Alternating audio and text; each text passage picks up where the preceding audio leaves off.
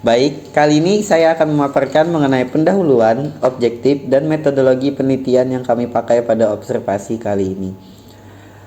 Potensi ekonomi lahan basah dapat dieksplorasi melalui sektor pariwisata. Banyak lahan basah yang memiliki keindahan alam yang menakjubkan seperti hutan bakau, danau, dan terumbu karang. Pariwisata alam di lahan basah dapat menarik wisatawan baik lokal maupun internasional, memberikan peluang bisnis seperti penginapan, restoran, dan jasa wisata.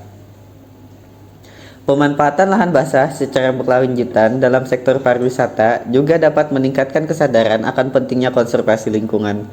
Dalam laporan ini, kami akan menggambarkan hasil observasi kami tentang potensi ekonomi lahan basah dari sudut pandang ekonomi.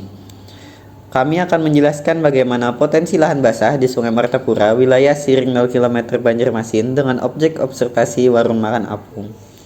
Untuk metodologi penelitian yang kami pakai kali ini yaitu menggunakan metode naratif. Metode naratif dalam observasi adalah pendekatan yang melibatkan pencatatan data dalam bentuk narasi atau cerita yang menggambarkan kejadian atau fenomena yang diamati. Metode ini dapat memberikan pemahaman yang lebih mendalam tentang konteks, interaksi, dan peristiwa yang terjadi. Ya, pada kali ini saya akan menyampaikan hasil dari observasi lahan basah kami, yaitu yang mana pertanyaannya itu kami mengajukan 5 pertanyaan. Yang pertama ada, apakah pengelola merupakan asli Banjarmasin? Yang kedua, sejak kapan usaha warung ini dimulai? Yang ketiga, bagaimana tentang sistem warung apung ini? Apakah di sini ada tarif pajak atau iuran ke pemerintah? Yang keempat ada, bagaimana jam operasional pada warung apung ini dan omsetnya? Dan yang terakhir ada, menurut Ibu sendiri, bagaimana keadaan usaha warung apung ini sekarang atau apakah menjanjikan bagi kehidupan atau bagaimana? Nah, menurut dari 5 pertanyaan itu didapat sebuah hasil dari wawancara kami, yaitu pengelola merupakan orang asli Banjarmasin. Usaha warung apung ini mulai dijalankan sejak tahun 2016 sehingga sekarang sudah berdiri sekitar hampir 8 tahun. Untuk kapal ada pajak yang harus dibayarkan kepada Dinas Pariwisata dan Perhubungan serta iuran keamanan sebesar Rp15-20.000. Sedangkan untuk sewa tempat tidak ada karena pengelola merupakan orang asli Banjarmasin. Omset warung apung ini untuk hari biasa jam 9 pagi sampai jam 10 malam bukanya dengan omset Rp600-700.000. Sedangkan pada hari libur jam 7 sampai jam 10 malam bisa mencapai omset maksimal sebesar Rp4 juta. Usaha ini sebenarnya kurang menjanjikan karena keuntungan maksimal hanya didapat pada hari libur saja, apalagi pada saat pandemi COVID-19 kemarin yang membuat pendapatan warung apung ini turun drastis. Padahal omset sebelum COVID-19 untuk warung apung ini bisa mencapai Rp2 juta per hari pada saat sebelum COVID.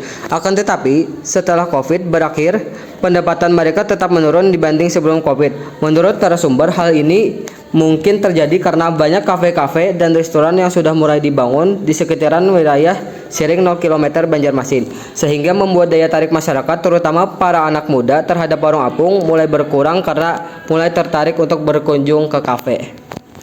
Baik, di sini saya akan melanjutkan pemaparan kesimpulan hasil observasi kami. Yang pertama, analisis potensi lahan basah di Sungai Martapura menciptakan peluang wisata yang unik bagi masyarakat Banjarmasin. Salah satu contohnya adalah warung makan apung. Dengan potensi lahan basah yang bisa digunakan sebagai tempat warung makan apung, ini tentu menciptakan dampak dari segi ekonomi masyarakat dan sektor pariwisata Banjarmasin karena keunikannya yang berada di atas air membuatnya berbeda dan lebih menarik daripada warung makan biasanya. Adapun pada awalnya, warung apung ini merupakan sektor pariwisata yang sangat diminati oleh masyarakat sekitar, bahkan masyarakat di luar Banjarmasin.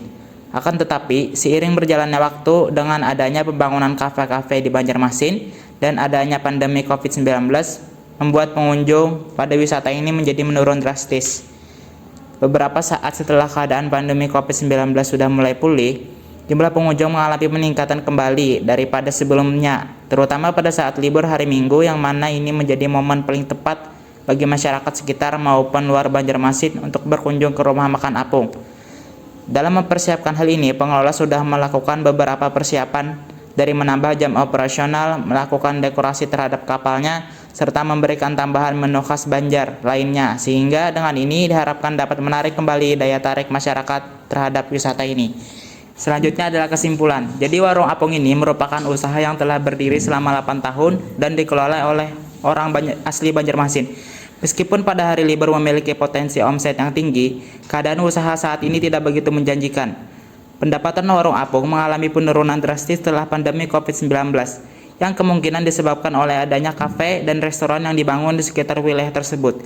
Minat masyarakat, terutama anak muda terhadap warung apung juga terpengaruh oleh adanya alternatif lain tempat seperti kafe.